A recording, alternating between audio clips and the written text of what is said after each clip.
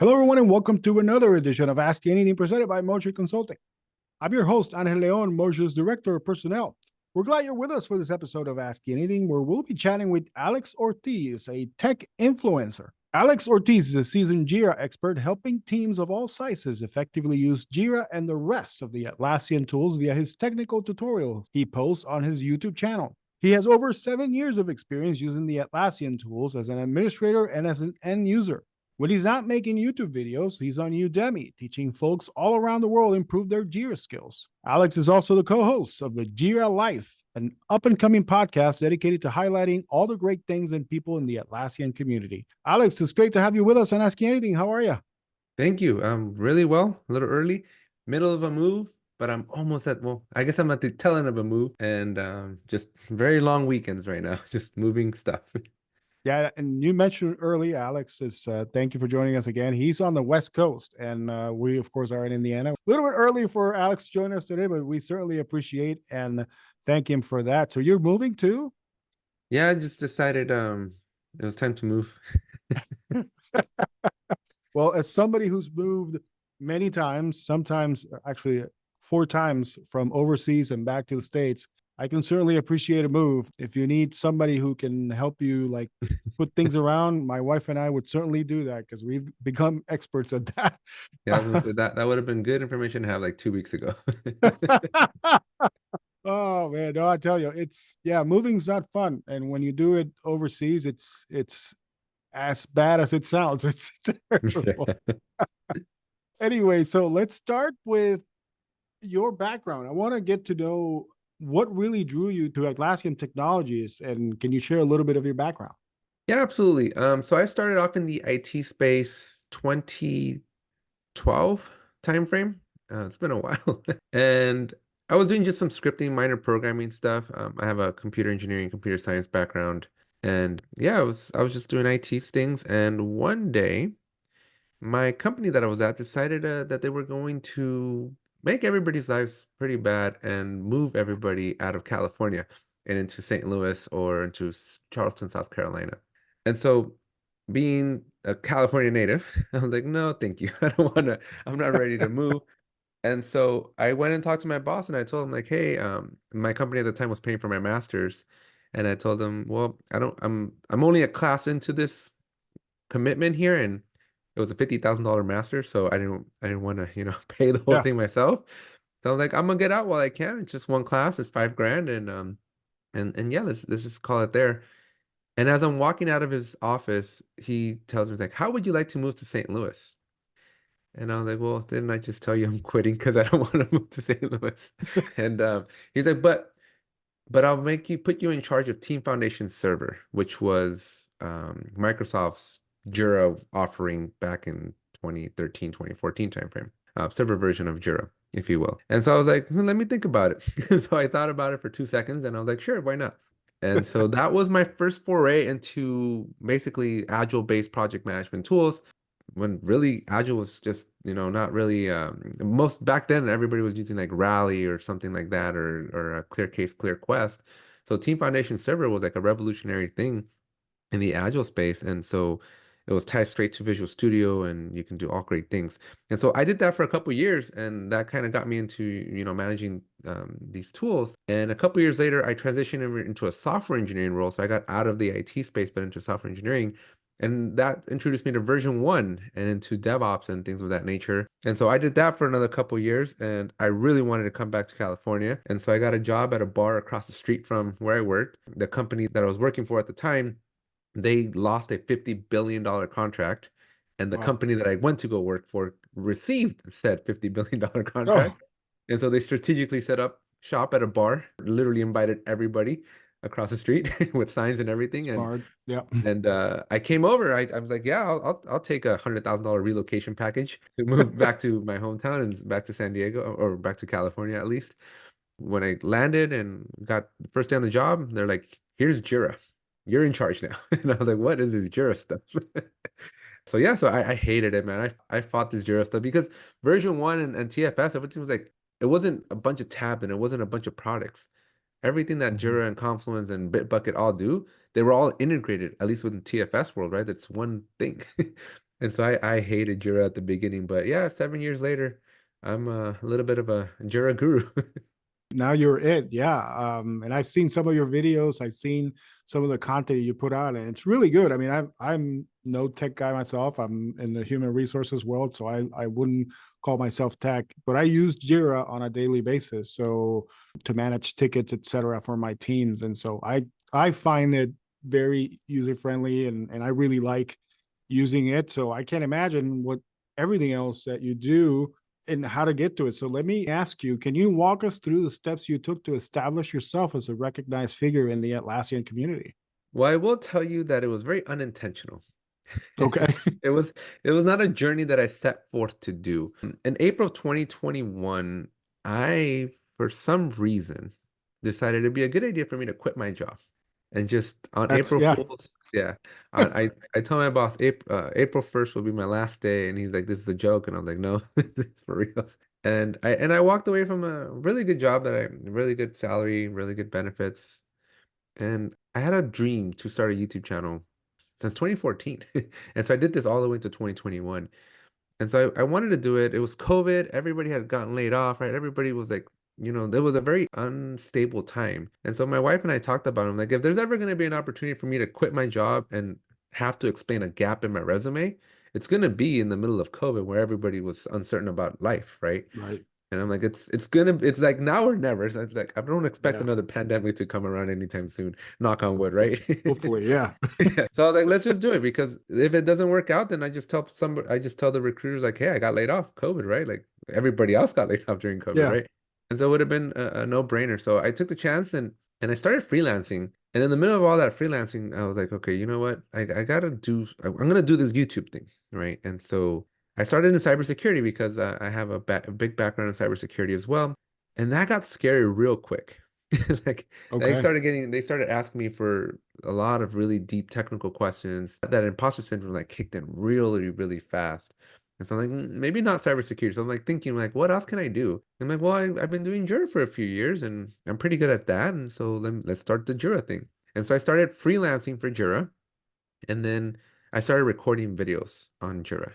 And I sat on those videos for like 4.5 months of just them sitting there until my little cousin, he's got a degree in like video production. So I was like, hey, take these videos, do something with them, see if anything comes out of it. And so he did. He had his senior project was he had to like make videos. I gave him videos. And so he made the videos. We published them December 2nd, December 3rd of 2021. And that was it. Like that's as far as she's saying, right? Like I just uploaded those videos because he had them done and he had them for school. And then once people were like, because it wasn't just one, it was like a series. I made like, I don't know, maybe like 12 videos or something like that. Once I actually got like triple digit views, right? Like I got somewhere like 100 views, 200 views. I was like, whoa, this might be something. This Hmm. might be worth looking into. So I kept recording then. I picked up the microphone again, went with it another few set of videos. And yeah, just things just started taking off. It was a slow start, very painful, slow start. But around 6 months into it in May, I decided that I was going to be this challenge to make this a real thing. And so I introduced the summer of Jira back then. Hmm. And so for 100 days, I made like a daily video. Wow. And so I published a daily video, basically the whole 100 days of summer. And And at that's the end of that summer, I hit the 1,000 subscribers. I hit the 4,000 hours. I monetized the channel. And then people started showing up. People started like I was doing live streams because I had heard that live streams was like the ultimate hack to rack up those 4,000 hours that YouTube requires because people are like forced to kind of sit there and watch you for an hour or yeah. two or however long your live stream is. So I did that, but because of that, I started building this community and slow enough, like 9 months later, like people started really coming in and they really started enjoying the videos. And so that's kind of how that went. And let me say, because that's really hard, because creating content, especially videos, one a day, that's a huge undertaking. I mean, we produce these podcasts and it's just audio only for the most part. And Brian can attest to it. I mean, we sometimes sit in these meetings before the season or after the season, and we're kind of racking our brains. All right, so what are we going to talk to? Who are we going to talk to next? What are we going to talk about next season? And I can't imagine what it would be like to just have videos every day for about an hour every day. So kudos to you Yeah, for no, I should give you the spoilers of what I got for plan for 2024. But I'll tell you this much. It's gonna be, I'm shooting for 200 a month. wow. Holy cow. 200 videos in a month just on this main channel. And then on the Jira Life, about 3 to 400 a month for that channel. So Wow. 600 total videos a month coming out of my little production studio here. And again, a lot of people don't understand the undertaking it takes to not just come up with the content, but then the producing part, putting stuff Yeah, together, making right. sure it looks nice, that all the edits are edited in perfectly. And for that, I got to thank this man who's here, Brian, because he does an excellent job of making sure that I sound nice You're and throwing the smart. word perfectly around pretty loosely there on Hell. Hey, listen, I've listened to other podcasts. All right, we're doing a great job. You know what? It's interesting you say that because the moment that you started speaking, that you launched the podcast, it felt like a podcast. Yeah, Because I do my Jira Life, right? But it doesn't feel or sound like a podcast. But you hit me with that nostalgic like early 2000s podcast from the original stuff that I used to yeah. listen to when I was like in high school and college. Like it felt very podcast authentic. So good job to both of you. No, no, I mean, we've learned, we've come a long way since we started for sure. It's funny because these things, I feel like I learn more by listening to other people than I actually do than to listen to myself.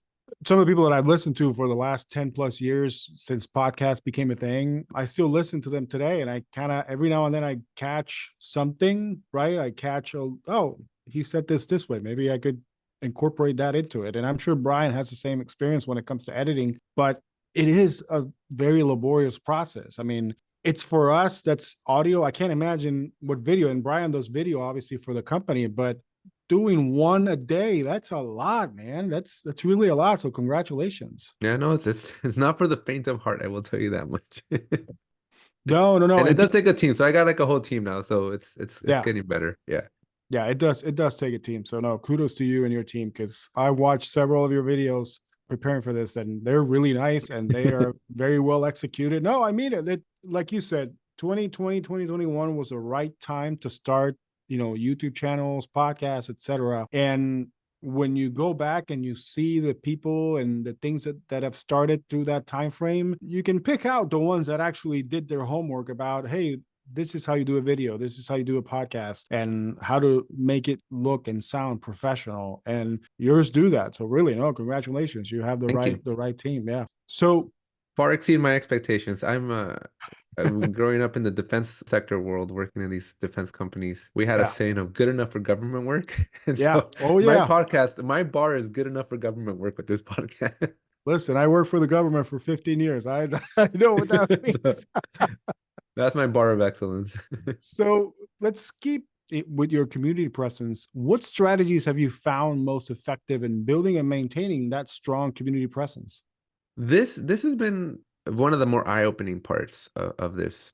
So I started this off in 2021 and with zero expectation of building community. My whole expectation was unlock the YouTube partner program and get the ad revenue, right? Like that was the only Right. reason I started with making videos. That and to solidify my skills, right? It was mainly me just documenting my journey and how to use Jira. I had no intention or no expectations that people were going to like become fans or even build a community for that matter. Mm.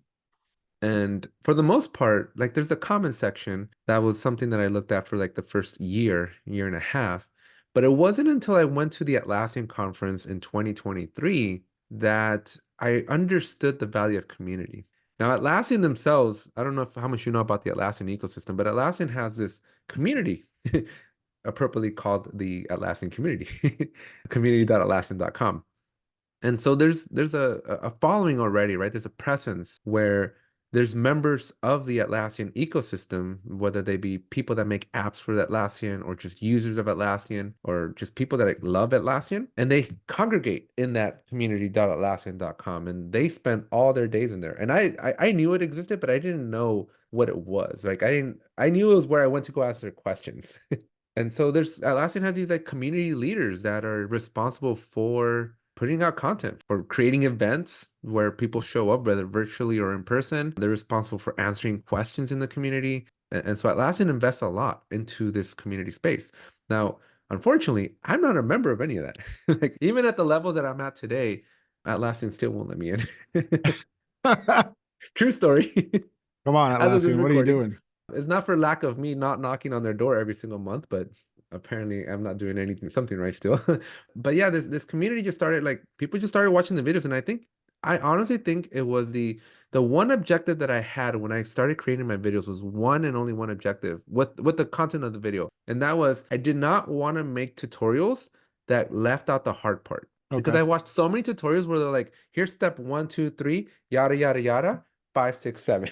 And that yada Yeah. yada yada is the critical part. It's the part that you need, right? And I was like, I did not want to do that. I wanted to walk everybody through step 1 through Z and give it to you the way it needs to be, so that you knew exactly at the end of the day or at the end of that video how to do that thing without knowledge keeping anything, without, gatekeeping, without, leaving out critical information. And I think that's what resonated with the audience, right? That and the fact that I explained it in a way that I put their hat on, like the end user. I didn't explain it from like, I'm in this ivory tower, I know everything about Jira.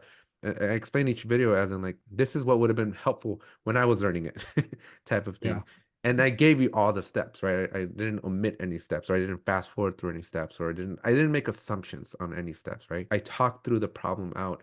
And I think people started resonating with that, right? They really started resonating with the authenticity of the videos, the clarity of the videos, the precision of the videos, of answering a specific question.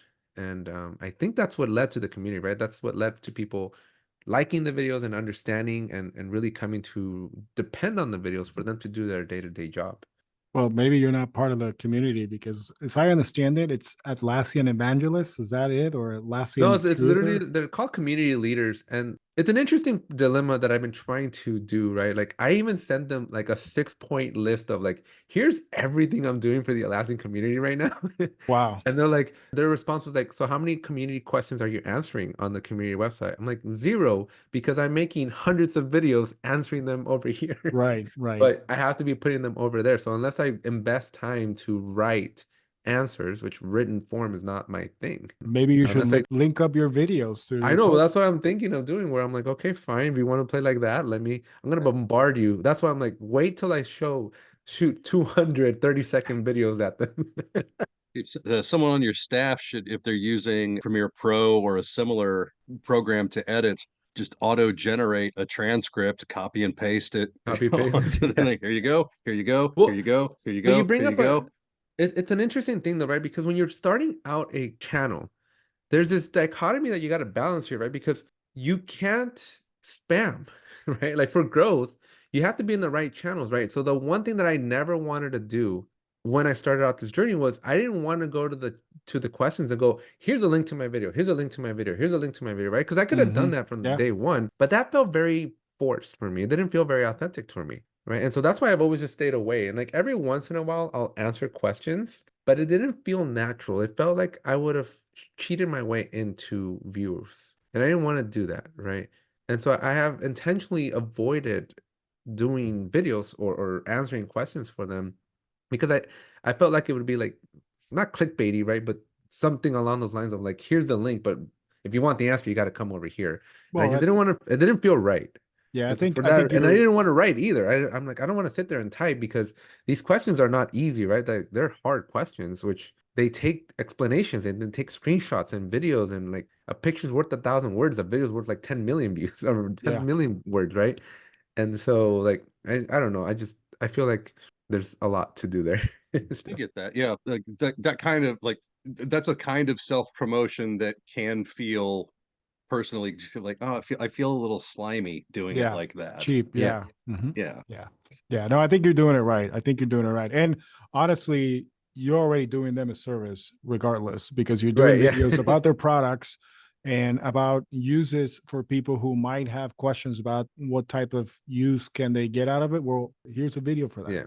No, So, but it does come with a lot of benefits though. The Atlassian community, like at the team conference, they get front of the row seating for the keynotes. So like they get preferential treatment there. They get a dinner with the entire executive team at Atlassian. So CEOs and presidents and all the VPs that are in Vegas for the week, like they get to have an exclusive dinner with them. At the after party, they get to go and hang out in this special roped off area just for them. So there's a oh lot of wow. benefits to the community's program, other than and on top of like they get all the products for free, they get all the swag for free, right? So that's an interesting thing. But as a saving grace, I don't know if I think you're gonna ask me this question a little later, but as a saving grace, Atlassian did open up something called the Content Creators Program. And Oh, so I am a part of that. So I am at least officially recognized as a content creator, but it's a brand new program that I also had to fight my way in because guess what? That creators program was exclusive for community leaders, oh, which I'm not. geez. So, so we So, had a little. Have you seen the movie Rudy? yeah. We had basically this is how I got into the content creators program where the community leaders that are like pro Alex, I guess if for lack of a better term, they're all like they basically like rallied for me at last and they're like, you gotta let this guy in. Like They all walked into the CEO's office and laid their jerseys on his yeah, desk. pretty Yeah. much. That was like Nice. that's how I became a content creator. They laid there at last, their Jira credentials on the desk. No. Yeah, pretty much. Yeah. Speaking of challenges, were there any challenges that you faced while becoming an Atlassian influencer? And if so, how did you overcome them? The biggest challenge is the answers to the videos, right? It's that imposter syndrome of like, am I giving you the right information? Am I Right. doing this correctly? And I went with my gut. I think that's why people resonated with the videos, right? Because my answers are not always the correct answer with respect to what Atlassian's documentation says or something like that, right? My answers to my videos have been based off of real world experiences, right? Based off of my using this to run $150,000 a day program that I used to be on, right? And so every decision, every tip, every trick that I give my videos is based on that intuition of this is how I would solve the problem, which presented challenges, right? Like that was the scariest part because it's not always the right answer, Right. right? Or at least it's not always the correct answer as the experts would call it, right?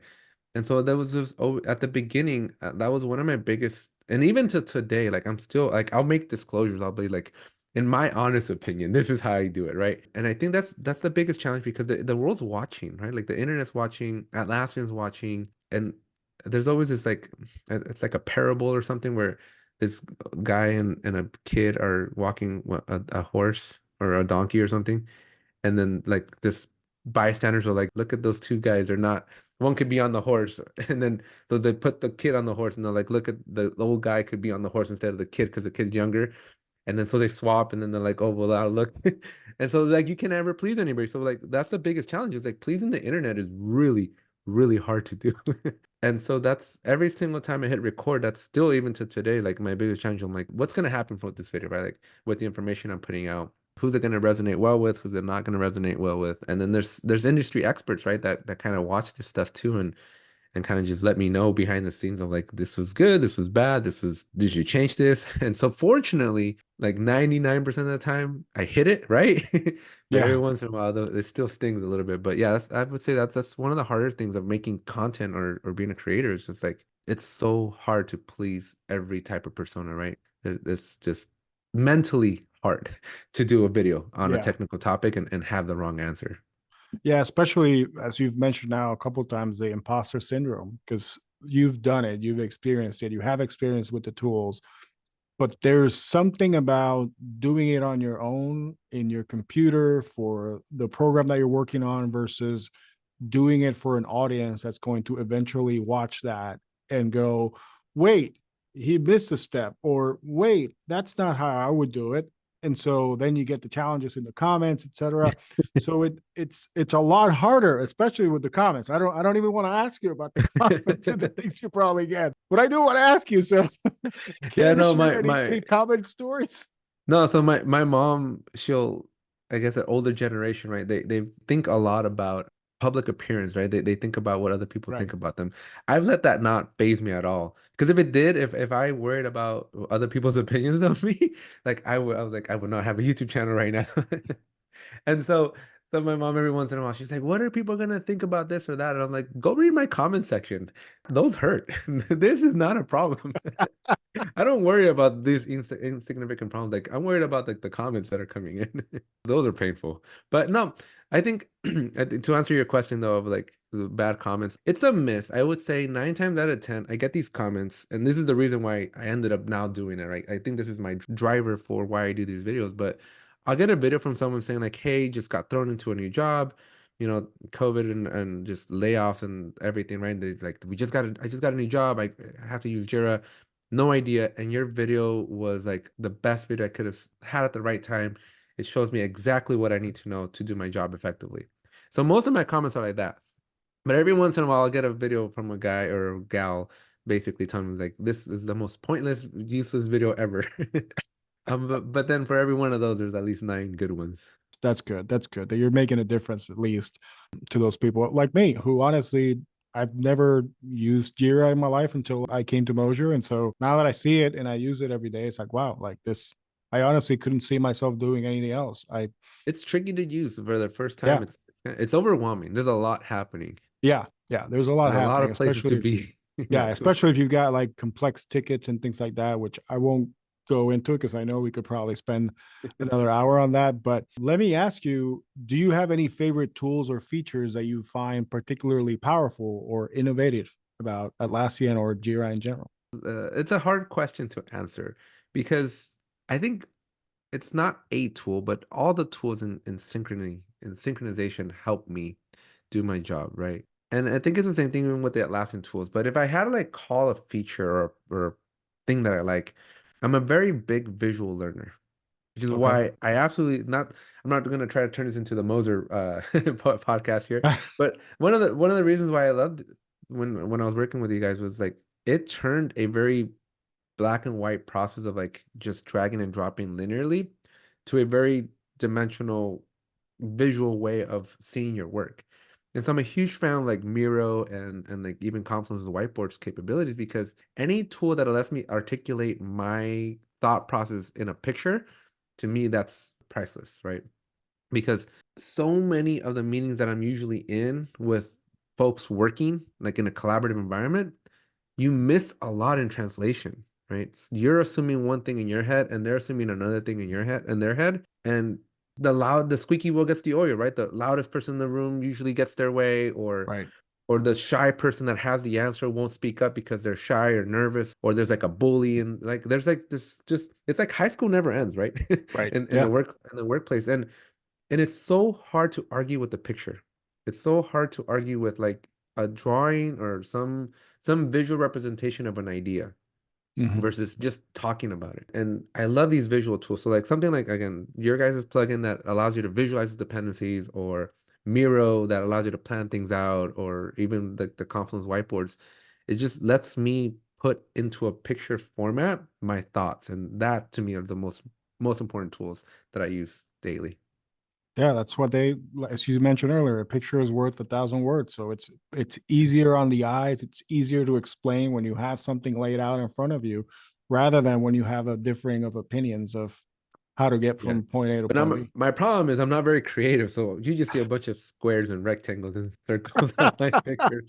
But hats off to the creative folks that can make really, really Yeah, graphically enticing diagrams and stuff.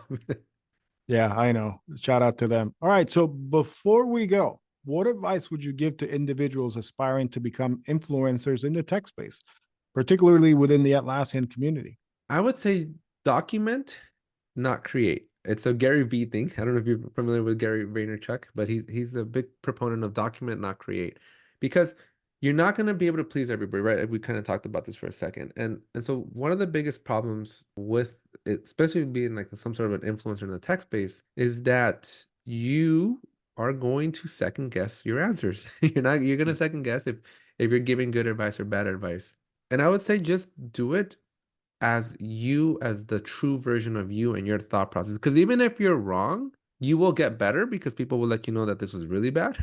Right. Or you're going to reinforce that you did it correct, or somebody else is going to resonate with you and help validate that you're right. Right. Because this is not like unboxing a new microphone type of channel, right? Like you're creating technical content on really hard things. And I've been in a room where, have you ever heard of Git flow? Probably not. But there's talk about pictures worth 1,000 words, right? There's a concept that developers use to share their work together, Mhm. and it's called Git. And so this Git system lets like you, me, and Brian here, it allows us to like collaborate in real time on something. And so when Brian makes kind of like Google Docs, if you've ever done the Google Docs where you're Right. typing, so it's basically like that for developers, but I'm oversimplifying this. But the idea is it allows people to work together collaboratively and get your changes without sabotaging each other because your changes didn't make it in or whatnot. And so there's a method though. You just can't like start writing code and start using this technology. Like there's a strategy you got to follow, and there's the most common one's called a Git flow. And so I remember being in a room one time about 6 years ago, and we were trying to figure out how to use Git flow, and we're looking at the same picture, and there's like 20 of us in that room, and all 20 of us had a different interpretation of that Oh, picture. Right? It's like it's so interesting. Like you're looking at the same picture, but everybody's reading it differently and arriving to a different conclusion. And so I would say, if as an influencer of technology, right, know that going in, right? Like people are going to watch your videos and there's going to be people that resonate, there's going to be people that don't, but don't let it stop you, because that's really the scary part is you don't start because you're afraid of what people will say.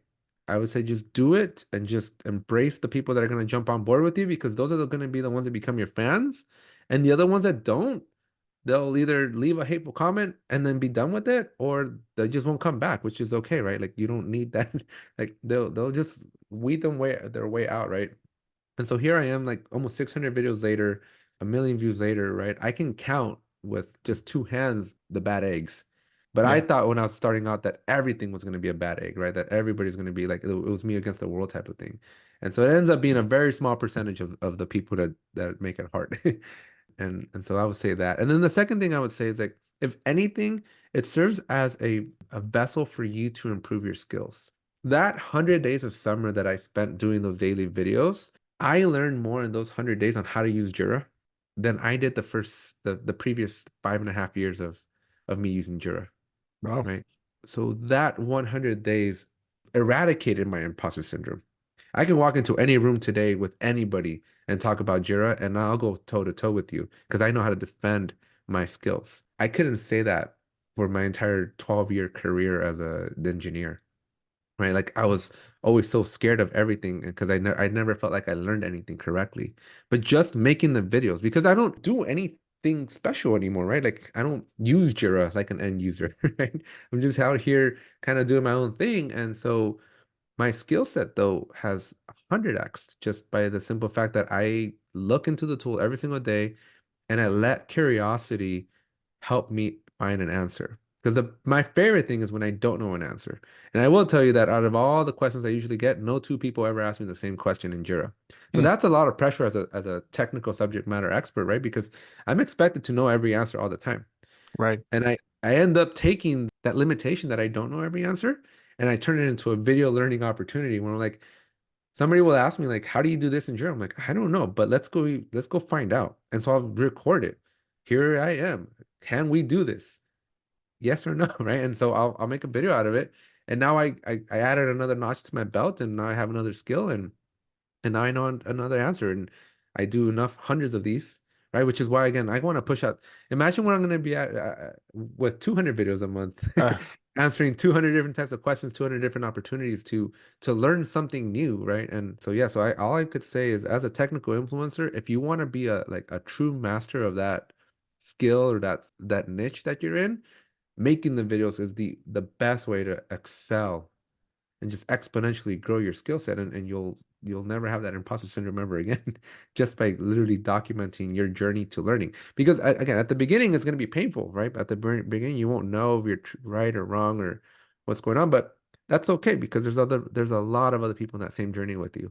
The only difference is that you're doing something proactively to get better.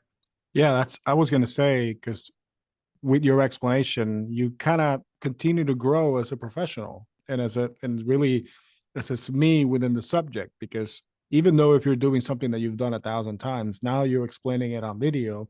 If you get a questions from somebody and you don't know the answer, now you're learning. Now you're evolving your own skills. So yeah, it's a great way to view it. So really, we really appreciate your time today, Alex. Thank you once again for joining us on Ascii Anything. It's been fun talking to you, and I'm sure hopefully we'll talk to you soon. Thank you for having me. It was a blast, and I really enjoyed my time here. Thank you. And get him into the community. Come on. You got to talk to Atlassian, man. They don't want to let me in. This man should be in the first 3 rows. This man should be at the dinner. Get him there. Yeah. No, I Get think in I'm there. getting to the point where I'm just like, you know what? Now I'll you're make my too own. cool for it. I know that's why I'm like, you know, I'm just gonna make my own community. That was kind of the incentive to starting the Jira Life. We didn't really get a chance to talk about that, but I'll throw it out real quickly, right? So the Jira guy and I don't know if you know the Jira guy, but there's a guy literally that owns the JiraGuy.com. And it doesn't get like talk about imposter syndrome and whatnot. Like when you own the JiraGuy.com, you're expected to know everything about Yeah. Jira, right? And so the Jira guy and I, we met for the first time at Team 23, and we pondered this idea of like, hey, what would happen if you and I teamed up? And what kind of disruption can we do? Now, keep in mind that the Jira guy does have all like he's a community leader. He's got every certification. He's got the whole thing. I got nothing. And so he's been my biggest like rally to help me get in there because like he's a recognized authority as the JiraGuy.com that he's been doing it for since like 2019. So a lot of benefits come with that, with being friends with the Jira guy. You should only take advantage of those because you're creating your own community yourself. So bring him along. That's what I say. No, but seriously, get this man into the group. Come on. He deserves it. He's been putting out great content for you guys. Get him in. Come on. Thank you. Appreciate it. We'll see what happens. I'll keep you updated. It might be another year. All right. I mean, at least they gave me the answer. I got to answer like hundreds of questions in the community. I'm like, okay, fine. I'll make some time and answer hundreds of questions, even though I've already answered them all. Maybe But you should do a video about you answering the questions. I do. So I call it Jira Duty. There you go. There you go. I do a series. I haven't done one since Nice. September, but I call it Jira Duty, There where I you sit there go. for a couple of hours and just literally like jury duty that nobody wants to do their jury duty. I just call it Jira Duty. Marketing go. experts over here, man. We're just There you go. Yeah. So when you do your 200 episodes per month, make sure you get Jira Duty involved. yeah, in those that's 200. exactly that's why I'm like, I have no shortage. I probably have the next like 2,000 videos already made for me because there is no shortage of questions that I can't answer on this journey here. So Jira Duties, keep an eye out for them. That's awesome. Jira Duty. I love it. Alex, thank you very much again. It was a pleasure talking to you. Likewise. Bye. Have a great day. Thank you for listening in to this week's edition of Ask Anything presented by Motion Consulting. We hope you enjoyed listening to Alex Ortiz talk to us about his journey to becoming an influencer for Atlassian. Join us next time when we continue to dive deeper with our resident experts and what they're currently working on. Remember to send us your ideas or topics via social media feeds. In the meantime, please remember to give us a rating and subscribe to our feed wherever you get your podcasts. Until then, let's get Alex into the community. So long, everybody.